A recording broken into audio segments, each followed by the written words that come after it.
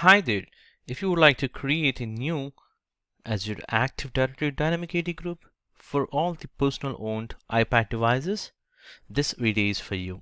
Just click on New Group and choose the group type as a security and give a meaningful name. In this case, I'm just giving here all personally owned iPad devices, and the membership choose as a dynamic device group.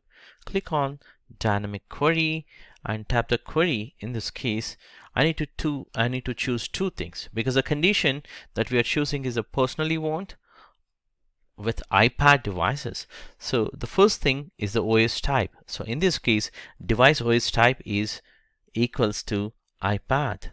So type here as iPad and followed by add additional expression here for the device ownership.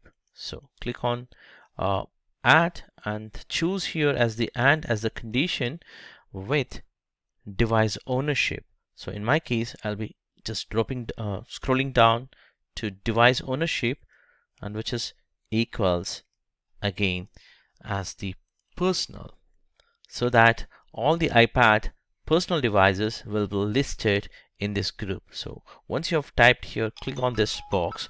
This will be showing the proper information. Later point, save, so that the query gets saved. Later point, you can click on create so that this can create the dynamic AD group.